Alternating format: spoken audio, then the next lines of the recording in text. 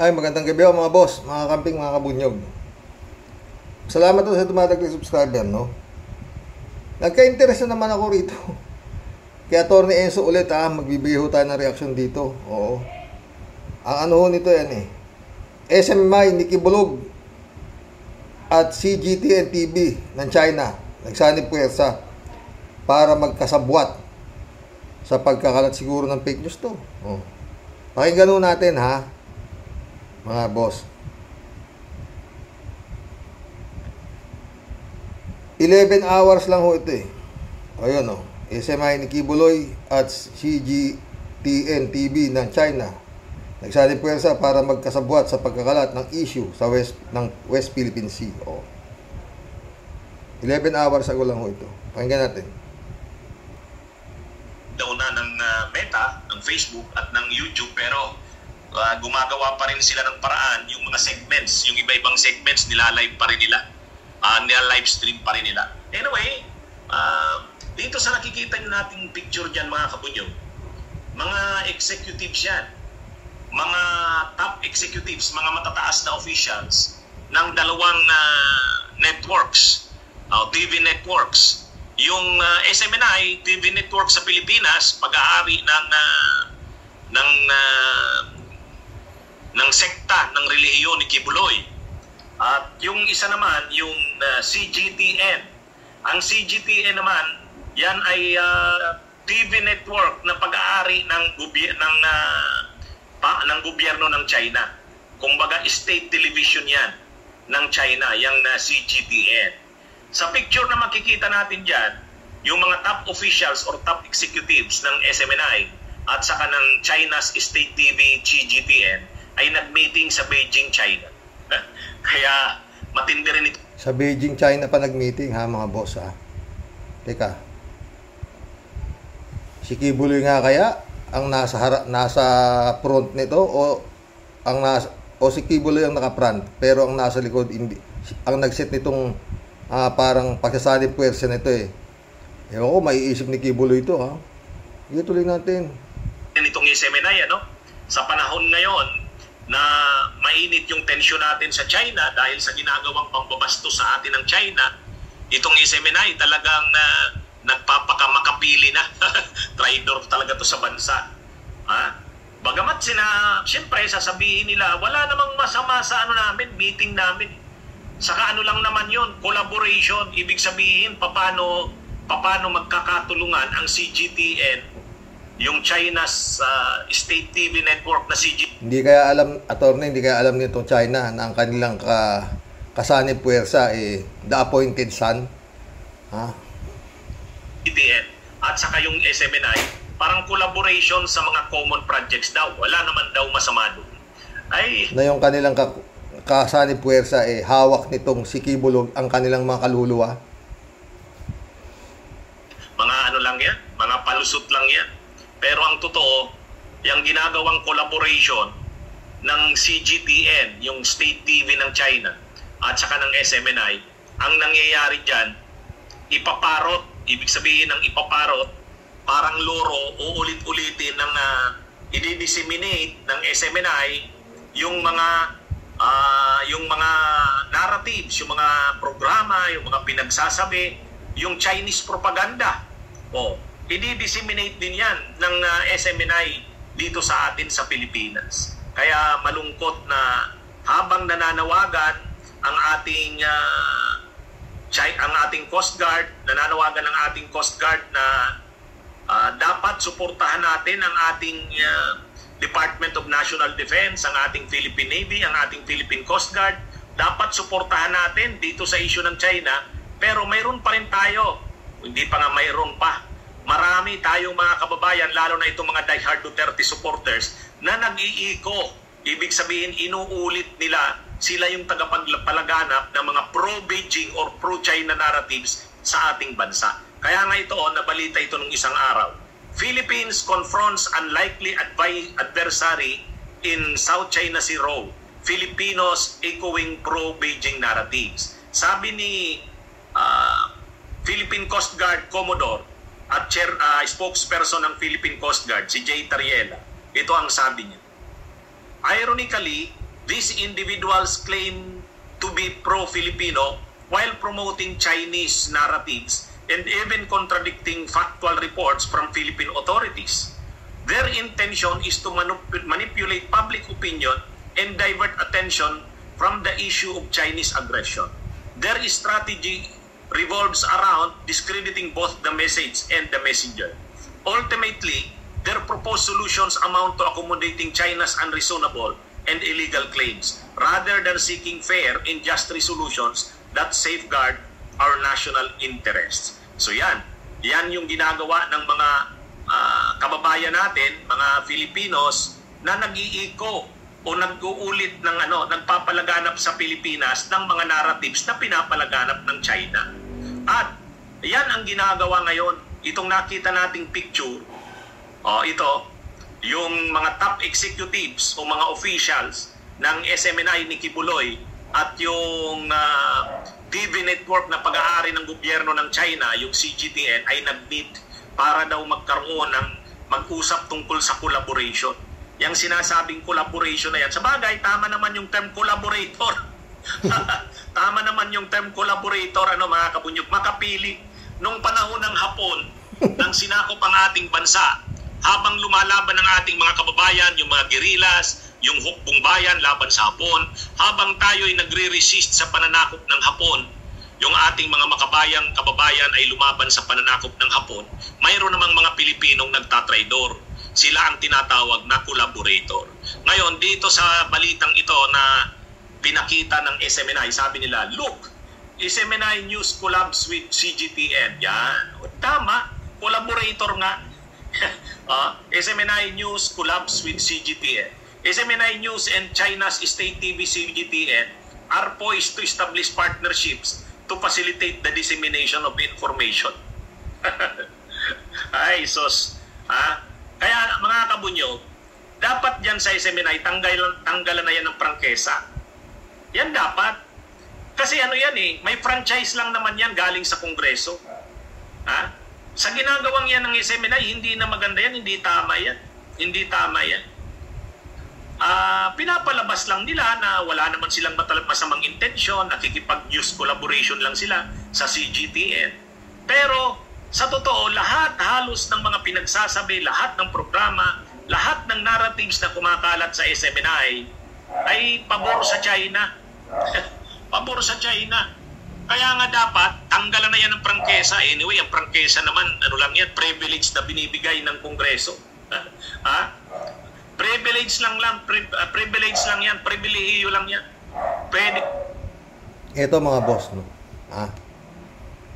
Dito ko binabase ang aking obserbasyon. Kung talagang nagbabangga na ang Kongreso at si Duterte, at si Sara, ba't hindi nila mapahinto yung SMNI na yan? Tatanong lang tayo mga boss, Kagaya na sabi ni Atty. Enzo, Kongreso kaya namang prangkisa lang, pwede nila hindi bigyan ng prangkisa, di ba? Eto pa, yung SMNI na yan, pugad yan ng maka-China di ba? Magmula, hindi basta mga maka-China ito mga sir Dating Pangulo Pilipinas yan. At yung kanyang pangalawang Pangulo, yung mag-ama. Sa ginagawang kagaya sinabi, pambabastos ng China rito sa West Philippine Sea. May narinig ba? Wala kayong narinig, di ba? Na marami na sinasabi si His Excellency, ganito. Lahat na halos nagsasalita, maliban doon sa mag-ama. Parang walang nangyayari sa kanila. Parang walang nangyayari sa kanila. Dating Pangulo ho yan, tsaka itong pangalawang Pangulo, na 10 ang satellite office, offices. Ngayon, walang gagawin ng Kongreso dito sa klase nitong programa nito si Kibulog nito. Yun nga, napatanggal na YouTube na ng yung Facebook lahat O, di ba?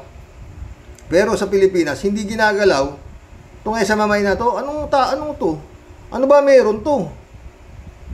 ABS-CBN, naman nagalit si Digong, pinasara ni Digong, hindi pinag-renew ng lisensya, di ba? Ito ano to?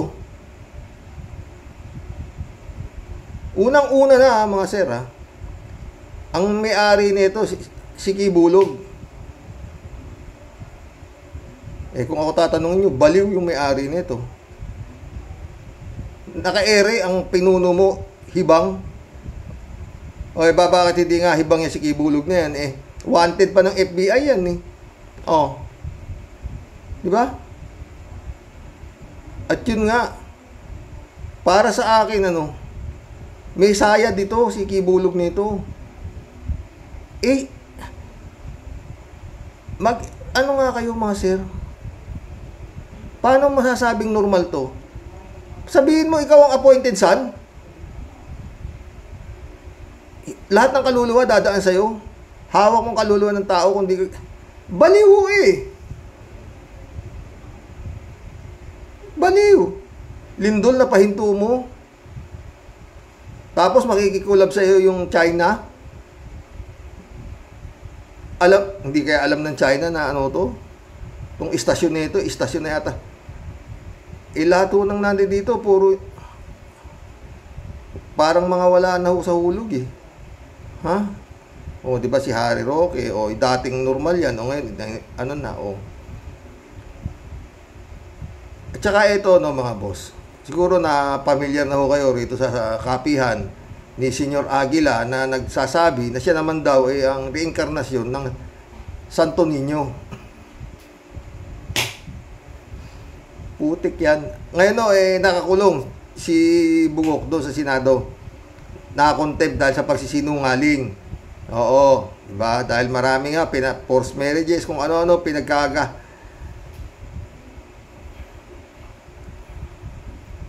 Nagtayo ng kulto doon sa bundok, sa Socorro.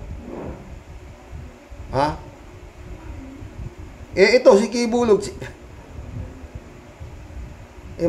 Dapat ito hong ipatawag sa Senado o sa Kongreso. Ito si Kibulog at ito ang dapat matanong talaga kung anong pinagsasabi nito.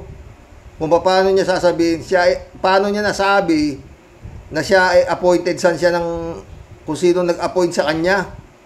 Kagaya si Senyor Aguila na sinasabing para Mongoloid. Na siya raw reinkarnasyon ng Santo Niño. Ang dami rin kasing natanga Dapat itong mga ganitong klaseng pinipigil rin ng gobyerno Bakit hindi? Paano nga yun nga? May dala yatang boto. Ito nga, maraming man dito, kay Kibulog nito Si Gloria Macapagal Arroyo, si Digong, nakakakuha sila ng boto dyan marami pa akong ganyan sekte Magkausap po kami ni Pastor Jun Lagon. Nung isang araw lang, napuyat nga si Pastor. Ibigan ko yun, nasa Hawaii. Yan nung napag-uusapan namin tungkol dito sa mga ito. Ang daming naniniwalang, hindi ko ma-explika kung anong klaseng paniniwala ang meron sila. Na mga ligtas sila pag sila'y sumapi sa ganyang klaseng ang Panginoong Hesukristo nung bumabasi sa lupa, wala naman siya sinabi, sumapi kayo sa akin at kayo ligtas sa dagat-dagatang apoy o ligtas kayo pag nagunaw ang mundo. Wala namang ganun diba? Nakakaluha ko talaga itong katangahan na to sa totoo. Wala namang ganun ang Panginoon Panginoong Jesus diba? Wala akong ganun. Bagkus, sinasabi niya, kung ano man ang inyong nakikita, huwag niyong ipagkasabi. Parang po panahon kasi ng ganyan, marami na rin hong marites.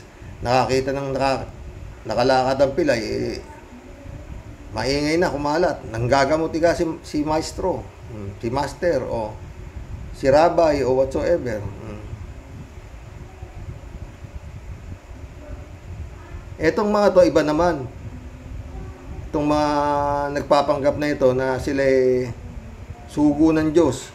O yun nga, dito kayo, sumapi kayo sa akin at pag sugo ako ng Diyos, ligtas kayo pag sa sumama kayo sa akin.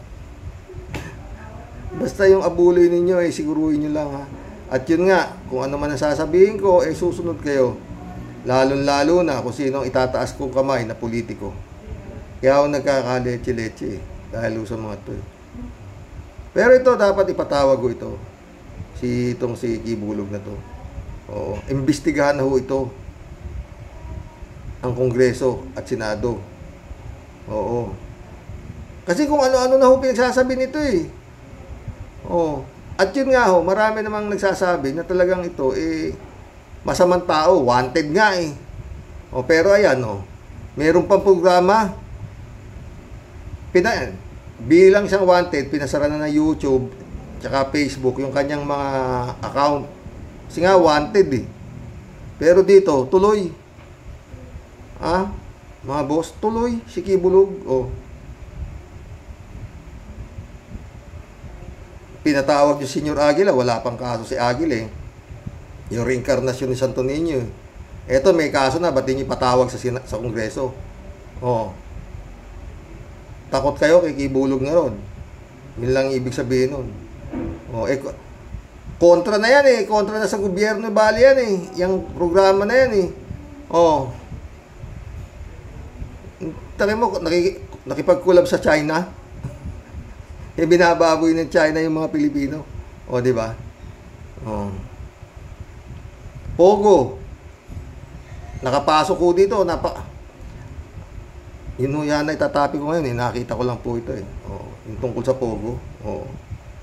Sindikatong Pogo may torture chamber pa doon sa Pasay.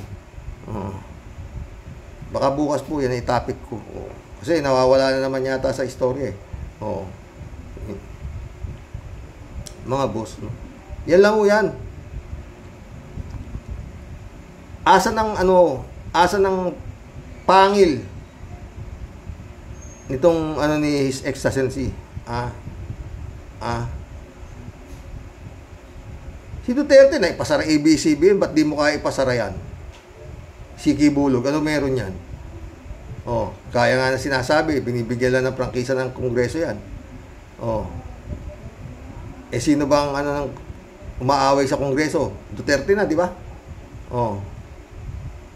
Ba't yan, programa na yan, hindi may pasara. Tanong lang nagtatanong lang kami, mga boss. What more kung iyan lang, di nyo maipasara Paano ibibigay ninyo si Digong sa ICC? Paano papapasukin yung ICC? Yan nga lang, di nyo mapasara Ano ba meron niya si Kibulog? Wala namang pwesto sa gobyerno. Di ba? Simpleng tanong lang yan, mga sir. Ewan ko. Mga boss kung ano talaga totoo dito. Kung talagang may away o naglilito lang kung wala na kung di. Kasi kung seryosong away ito na agad ang tirahin dapat itong programa na to ni Kibulog na walang ginawa kung hindi manggulo sa ere. Na yun nga China ang pinoproteksyonan nila. Kaya nakipagkulab pa siya sa China, ayan na. Di ba? China sila. Maski na binababoy na yung Pilipinas nung China pa rin sila. Di ba? Pero hindi gumagalaw ang gobyerno. Na para kaya sabi ni Atty. Enzo, pwede namang wag bigyan ng prangkisa ng Kongreso. Magkulab na po tayo, mga boss. Ito po yung mga comments nyo sa akin, vlog kagabi. Yung tungkol sa multo ni kinikwento ni His Excellency, Kalat ni Baya, shout out Good evening, Karoke. Bombahin mo, Karoke. Be well, Mama Bear. Okay lang si Mama Bear, kakoy. Kalat ni ulit, Wow! Supernatural, wala stick. Tamo. Naniniwala ka ba sa multo, Kalat ni? Ako hindi. Ako naghahanap sa multo, hindi naman sila nagpapakita Hindi, magparamdam kayo mga multo. Hello, Miss Akira Milos. Good day, sabi ni Kalatni.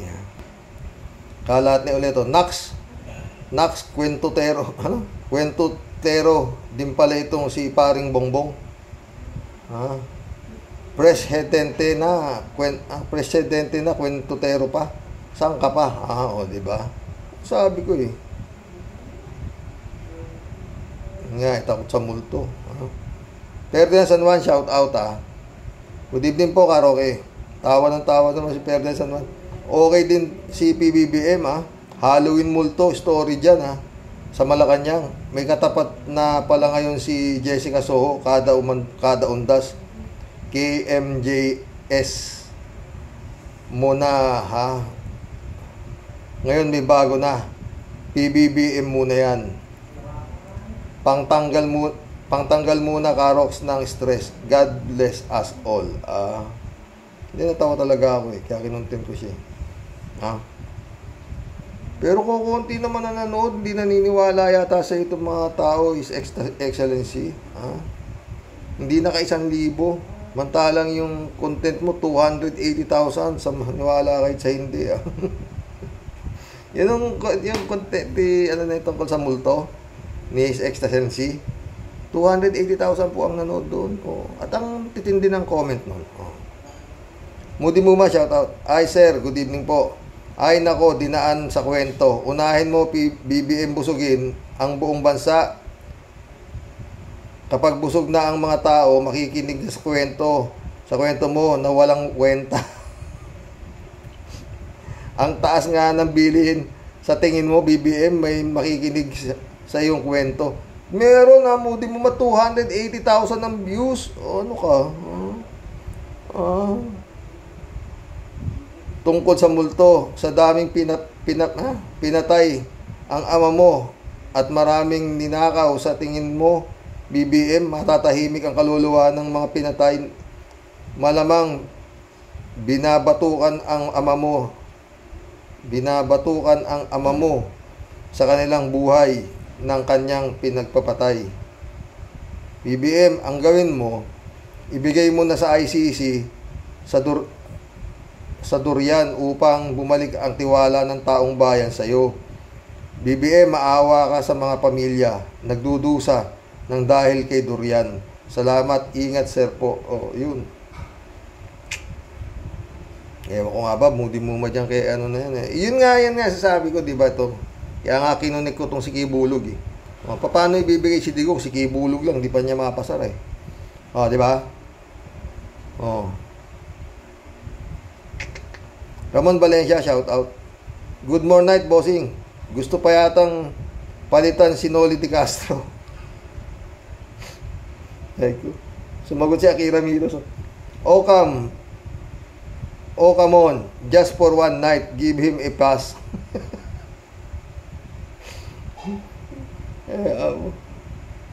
Ramon Valencia ulit Bossing, itong si Shoke, pag nagsalita, nakakasawa. Sa 10 sinabi niyan, 11 mali. 11 lang ba? Kala ko 12. Ramon Valencia, sabi niya Bossing, balita ko, magaling at matalino daw yang si Abugago. Matalino daw yan na Abugago. Kaya lang, parang nasobrahan kaya ayan, may side effect, naging ulul na. Sa bagay, wala naman na ulul na tuta.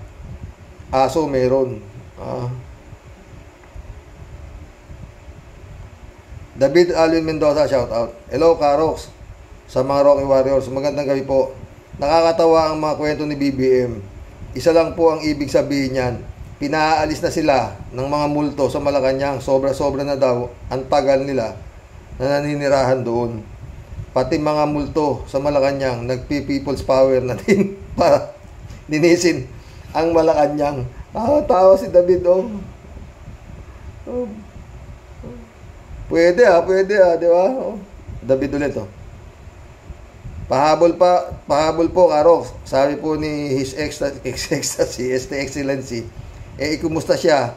Kung may dadalaw sa atin na kaluluwa, hayaan mo. Kapag may nakita ako, nasa lubong ako na multo, o ligaw na kaluluwa, sasabihin ko na, dalawin si PBBM at kinukumusta sila.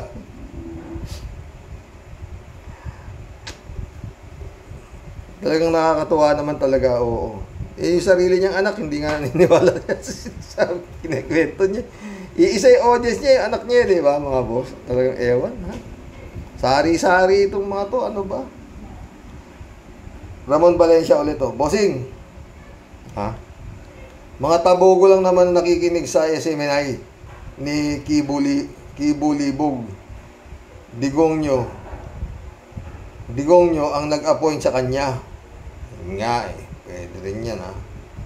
Kasi anak ng kamote, sa daming matitinong i-appoint ni Panginoon, si Kibuli ba ito? Tignawa, Japan. Ba, pinaniniwalaan, Sus Mariosep. Ano nang mga katangahan yan, Diyos ko. Raul Villanada, shout out. Greetings, Kuya Rox. BBM takot sa multo? Multo ng dayaan sa eleksyon. Kaya? Yun. Raul Villanada ulit, oh. Sa multo ng mga nakaw, nayaman kaya? Ramon Valencia ulit, oh. Bossing, pwedeng totoo ang multo kasi dating nabalita na may namatay sa loob ng palasyo. Presidential guard, binaril, pero sa news blackout, totoo ba yan? Ang Malacanang yan. Hindi, may nahulog pa raw na empleyado dyan bago nahulog doon sa taas, pagbagsak patay daw. Wala na, ganun lang. Kinrob, shout out, ha. Good evening, Sir Rox. Takot pala si BBM sa multo. Si Digong naman ay takot sa ICC. Oo nga, no, Kinrob. Totoo yun. Olive Monty, shout out, ha. Sino kaya ang advisor para gawin ang vlog na yan? Ewan ko. Pinahayag na tumakbo daw siya.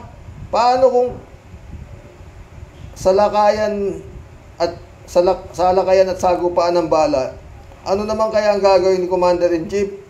Sa ilalim na kama tatakbo. Sino kaya ang nag-director? May sound effect pa na kasama ang vlog. Ay nako, mga nagko-comment dito talaga, oo. Ay pero may nakasama na naman tanga. Yun lang din naman, yung tao na yun. Ewan ko sino abnormal yun, no? Oy, kung sino ka man, ha, magpahinga ka na. May panahon pa yung kaluluwa mo. Bugok. Huwag ka pumasok dito, puro maka-Diyos dito. Bawalan Satanas dito, ha? Kung sino ka mang syunga ka, ha? Olive Monte ulit, oh. Ang pahayag ng Pangulo pag October na ay mumura na ang bigas dahil tag-ani na daw. Sana yan ang ginawa niyang vlog. Oh. October ba sabi? Abay, magdi-December na. Pataas pa rin ang pataas ang bigas. Sa awa ng ewan. Hindi ko masabing sa awa ng Diyos kasi pataas ang bigas, eh. Diba? Elizabeth Iscare, shout out, ha. Sabi niya, good evening, Sir Rox. Ibang klaseng presidente din itong BBM nito. Wow! Ano yan? Kwentong kababalaghan? Pero minsan may katotohanan din ito. At siguro nararanasan niya ito diyan sa Malacanang. Kaya nakikwento niya ito ngayon. Naniniwala ako dito at itong masamang espiritu dahil naninirahan diyan ang maraming masamang tao, di ba, Sir Rox? Oo. Pwede.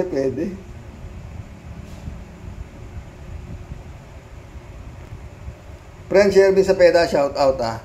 Christy Ansen, shout out. July 7 Alcantara, shout out sa inyo mga friend, ha. Sabi niya, kumakaway po ng may ngiting pagbati po sa ating lahat. mga kalupon sa Rocky Warriors. Team Aswango Tiadeli is in the house. Para po manakot at nanlalong magtatakbo palabas ng White House ang ating kuting.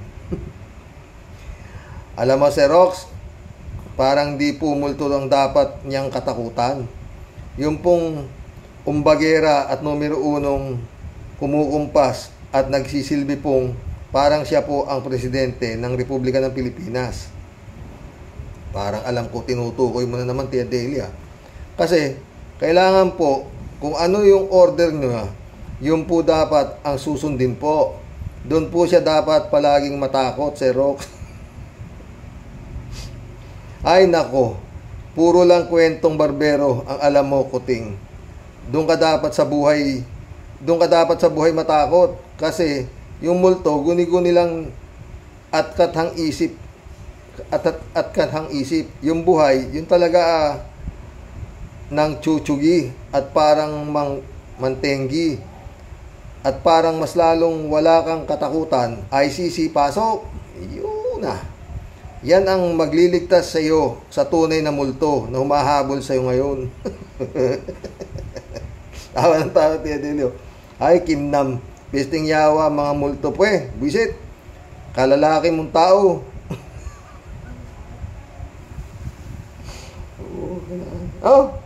Duwag ang patutoy mo. Impong basyang signing off. No more further explanation, Your Honor. Hanggang sa muli po, mga ka-warriors, ang inyo pong lahat tunay na nagmamahal, di po matatakot sa multo, ang inyong aswangot na Tia Deli. Bye for now, folks. Ingat po tayong lahat sa buhay na multo. God bless everyone.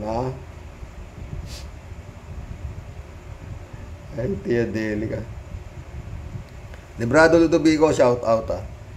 Mabiyayang umaga po, Karoke. And to all Karoke Warriors watching from Edmonton, Alberta, Canada. God bless po. Stay safe and healthy. Sorry po, Karoks. Off volume muna. Hindi ako interesadong makinig. Pero kung sasabihin niyang papapasukin na niya ang ICC sa Pilipinas, 200% makikinig ako. Bonget, ngiwe, ano pang hinihintay mo? Pasko? Lapit na. Sana nga pamasko niya na sa sambayan ng Pilipino. Yun lang, maipasara niya SMMI na yan eh. Maganda na eh. Elizabeth Scare, shout out Sabi, to. Naniniwala ako na may masama talagang espiritu dahil kami mismo ng mga kapatid ko naranasan namin yung sa dating bahay namin sa Project 2 Quezon City sa Rox. May engkanto sa bahay namin. Naranasan namin magkakapatid na kapag nagising kami ng madaling araw dahil madilim ang kwarto namin, kinakapa ko ang aking mga kapatid kasi nga dikit-dikit kaming magkakatabing natutulog pero wala akong makapa at wala talaga sila sa tabi ko. Kaya sa takot ko, gigisingin ko ang aking papa para buksan ng ilaw. At pag ilaw ko itong sinasabi sa ama ko, pagkabukas ng ilaw, tabi-tabi kaming magkakapatid. At di lang ako nakaranas niyan, kundi kaming lahat ng magkakapatid. Kaya sa takot namin, ayaw na naming ipapatay ang ilaw namin sa kwarto. Sa takot. Lahat kami nakaranas niyan. Hindi lang yan, sir. Marami pa kaming naranasan doon. Kaya ibinenta ng magulang ko ang bahay namin doon. Nakakatakot talaga. Meron siguro. Ako kasi wala pa akong Hello, Ma'am Elizabeth. Have a great day. Sabi ni Al-Ulalia. Sumagot siya eh. Wala pa kasi talaga akong nakitang ganyan. Elizabeth, oo. Pero ayoko naman yung naniniwala ako sa masamang espiritu. Nandito nga yung mga espiritu ng sa lupa. Yung mga espiritu ng demonyo, nandito sila. Hindi nga sila makaakyat sa langit eh. Yung kaluluwa eh, di ba? Dito sila. At sila ay nag-aasik. Sinabi ko, nag-aasik ng mga kademonyo, napapasok nila yung mga utak ng mga mahina pananampalataya sa Panginoon. Di ba? Kagaya ng aking hipag. Grace Chingsay. Simba pa na simba yan. O, tignan mo, napasok ng masamang espiritu ang kanyang pag-iisip. Naniniwala ako sa masamang espiritu. Marami dito. Marami dito. Nagkakalat sila ng kademonyo. O, di ba? Meron dyan, biglang naghurimentado. O, napasok ng masamang espiritu utak. Di ba? Yung masamang espiritu, yun ang demonyo. Sir, shout out, June Lagon, my friend. Elizabeth Iscari ulit, Dagdag comment ko pa po, Sir Rox. Kung totoong may multo, mahirap talaga itong paniwalaan kung hindi mo ito mararanasan, Sir Rox. Dahil ang mother ko, bago ito mamatay, nakita niya ang mga namatay naming kamag-anak at bumisita ito sa kanya. Nakakatindig balahibo talaga, Sir Rox. Kaya ako naniniwala ako dito. Ako nga, hindi ako naniniwala, Elizabeth, hindi. Kasi nga,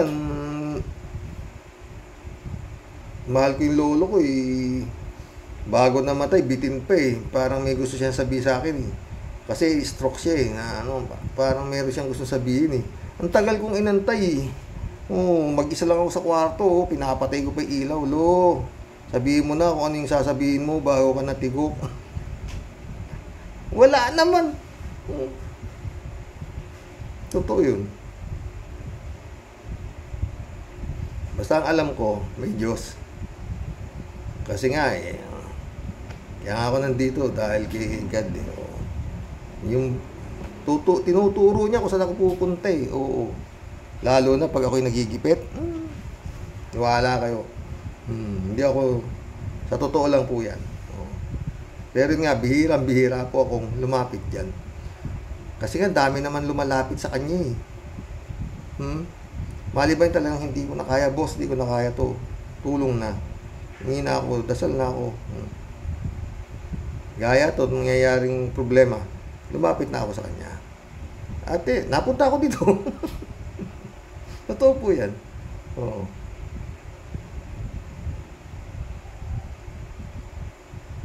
Hindi ho ako bibiro Shout out Aris, sabi niya. Kung script yan ni Daryl Yap, ay maniniwala pa ako sa kwentong multo ni His Excellency. Pero kung tutuusin, hindi lang sa Malacanang may multo ang may multo. Ayon kay Mayor Magalong, hindi lang sa Malacanang at Kongreso ang may multo, kundi sa mga bahay-bahay din ng mga korap politiko ay marami ding multo. Doon na daw kasi tinatago ang pera ng bayan sa mga basement o sa attic para di mabisto imbis na sa bangko. Kaya ang tagal nakatago ang mga pera ay nagmumulto na at binabangungot pa itong mga damong politiko, kaya walang nakakakita ang multo. Kaya sila nakakakita ng multo. Maganda rin yung topic ni Mayor Magalong. Naniniwala ako doon Aris sinabi ni Mayor Magalong. Totoo yun. Bukas baka sakaling talaga yan. Mahaba pa kasi itong mga comments nyo Alberto Olaer, shout out Sabi ni Alberto, Karoke, kaya sila mga Marcos minumulto. Nagsawa na ang mga multo sa mukha ng mga Marcos. Siguro sabi ng mga multo, pabalik-balik na lang kayo sa Malacanang Palace. Sa Malacanang Palace namin, alis na kayo. User, shout out user sabi niya.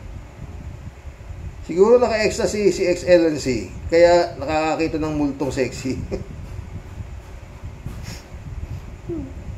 Kaya po. Akira Milo, sabi ni Akira, magandang gabi po dyan. Sa inyo, Mr. Sa totoo lang, watching your vlog reaction now po.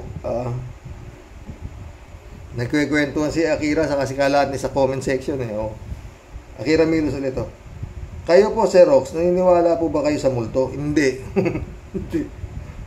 Pero naniniwala ako yung mga sinasabing nagkalat na mga samang espiritu Pero yung sabi mo nagpapakita, hindi wala. Ito.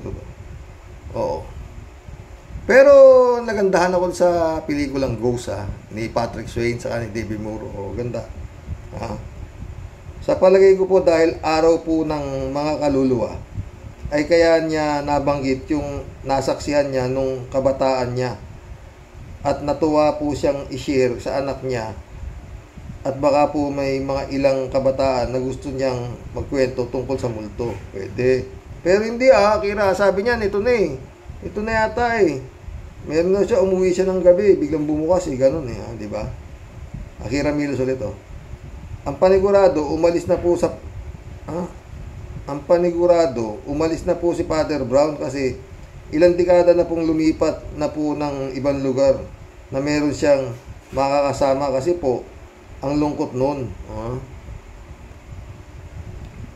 Len Rapolo, welcome to the club. Ang tanong, natatakot at naniniwala sa multo ay masama at walang konsensya kaya't bawat kaluskos o tunog ng marinig ay ang pakiramdam niya ay multo ang nagpaparamdam sa kanya dahil sa sobrang daming kasalanan na nagawa niya sa kapwa niya. In short, taong walang konsensya at makasalanan. My father told me when I was young, matakot ka sa buhay at huwag sa patay. Parehas tayo. Yan din ang sabi ng tatay ko. Dahil ang buhay ay pwedeng pumatay at ang buhay pero ang patay, anong magagawa na sa iyo?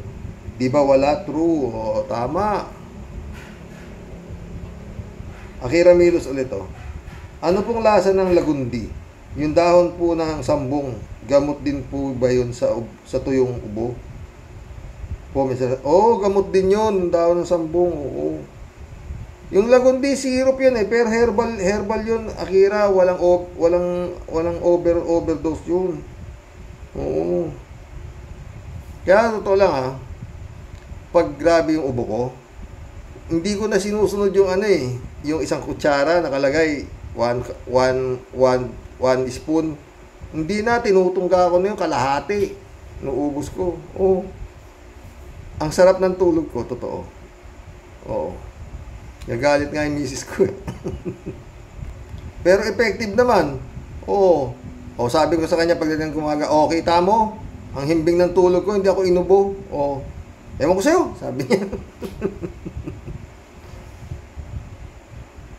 Akira Milos ulit Noong pong panahon ng tatay niya at nila dating Pangulong Cory Aquino, hindi pa po panahon ng social media o siguro po meron silang karanasan ay pribado lang po. Like I said po, ibang henerasyon, different people or person, different communication on how to share po ang kanilang story po. Akira ulit Bakit ginanahan si Akira mag-comment Mahilig ka pala yata sa multo Bakit po parang banas po kayo kay Rockway? Lalo na po sa pagsambit ng Rockway. Ikaw naman, Akira, ba't natutuwa ka ba kay Harry Rockway? Hindi ka ba nababana sa kanya? Akira Milos nito. Ano na po ba ang kaganapan dun sa kultong Agila? Naitanong lang naman po. Ewan ko kung lulusot yung kulto na yun Pero yun nga sabi ko, Akira, naimbestigahan sa Senado tong si Agila ni Bato. Bakit Bato hindi mo imbestigahan niya si Ibulog na yan? Mas grabe yan kumpara mo kay Agila kung tutuusin Kasi nga si Agila hindi pa wanted. Most wanted ng FBI. Dapat yan ang imbestigahan. At saka yan ang programa niyang sa mamamay na yan. Truth does matter, sabi Dapat yan, truth doesn't matter Di ba? Kasi nga yung pinuno nila sungaling di ba? Sabog pa. Mukhang sabog Akira Milos ulit Natapos na po panood, isang napakahimbing na tulog po sa inyo. God bless po and your family always. God bless, Akira. Sumagot si Al Olalia, hello Ma'am Akira, have a wonderful day sa iyo. Sumagot din si Akira, good morning there, thanks for the greetings. You have a blessed and wonderful day. Thanks din, Ma'am Akira. Oh.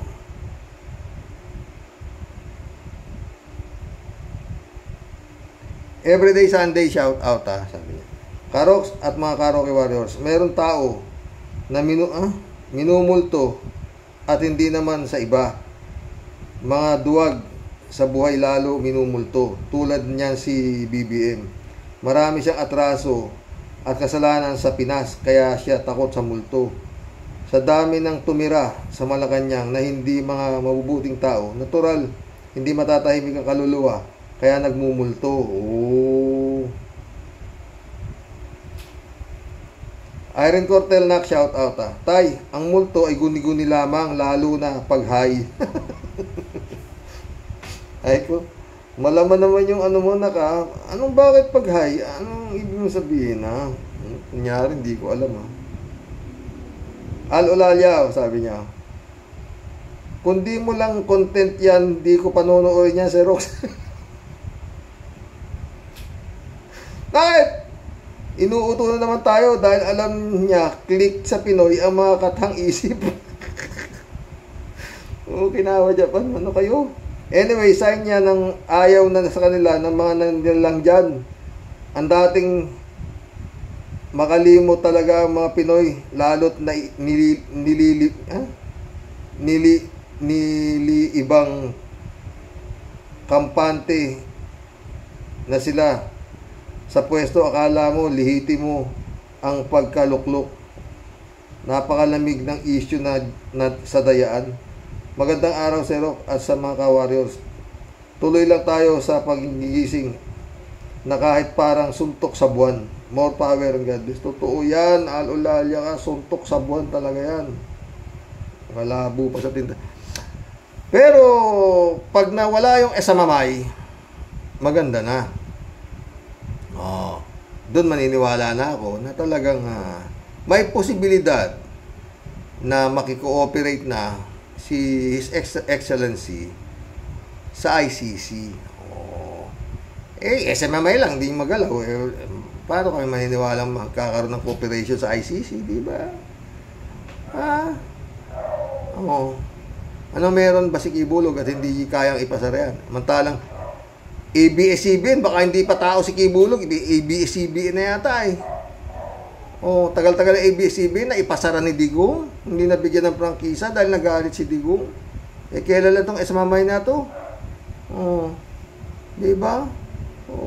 Tatanong lang tayo mga sir. Al-Olalia ulit May matching sound effect pa pala. Halatang palabas para sa mga dakilang tanga. Oy, sobra ka Al-Olalia. May matching sound effect pa pala. Halatang palabas para sa mga dakilang tanga at tuto. Napasaya ako ni Al-Olalia dito sa multo-bulto na to Marilo Pabian, shout out sabi good day po tay at sa lahat ng Rocky Warriors. Talagang pati sound effect guni-guni. Dapat huwag sa multo siya matakot kundi sa gustong umagaw ng liderato niya. God bless po tay at sa lahat ng mga ka-warriors God bless anak malo tama, doon ka dapat makatakot. His Excellency, doon sa gustong umagaw ng pwesto mo. Kaya galingan mo. Aris ulit Sabi ni His Excellency, tama daw na siya muna ang humawak ng Department of Agriculture noon dahil ang presidente lamang ang makakagawa na tulad ng ginawa niya habang siya ay sekretary dito. Tama si His Excellency. Dahil sa kanya, pati asin, inangkat na natin. Ito pa isa. Dahil sa kanya, pati asin inangkat na natin. Nag-import tayo ng ating sariling galunggong sa China. Mas mahal ang rikado kaysa ririkaduhan. Ngayon, nakahanap na daw siya ng tamang tao na hawak ng DOA. Ito ay si Kiko Laurel. Sabi ni Atty. Enzo, maatik daw at ang negosyo ay fishing. Kaya mag-ingat tayo, pihadong bibingwitin ang ating mga bulsa nito.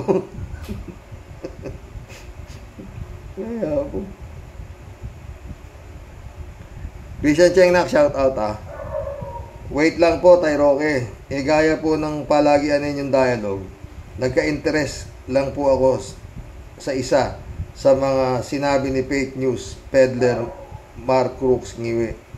Ako'y tawa sa yamot. Pansin niyo po ba yon? Sabi ni Mark Crooks, ecstasy palasyo para sa taong bayan. Narinig niyo po ba yon, Tay?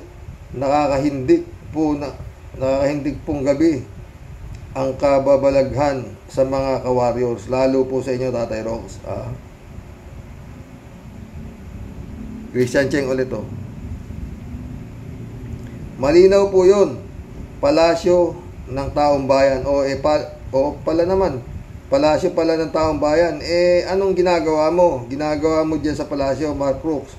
Anyway, magbalot-balot ka na 10 ng mga kauri mong alipores at nandyan nakikisilong sa Malacanang. Alam naman ng mga nasa matuwid na daan at light in the dark na yang Malacanang is para sa tao in totoong nagmamalasakit sa bayan.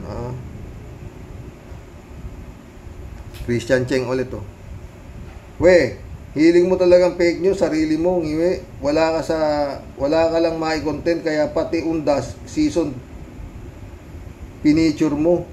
Bakit kaya di mo i-picture yung undas season, yung mga bangkay na bumangon at mga nakaboto last summer 2022 election? Di po ba, Tay Rox? Di pa po ako tapos dyan sa nakakaaliw na kwento ng baliw na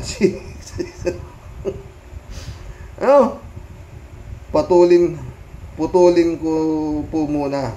Sarap din pagtripan ng SD card fake president na yan ng mga unit teams. Adios po, Tay Rox. Salamat po ulit. Ingat po. God bless always. God bless. Christian Cheng.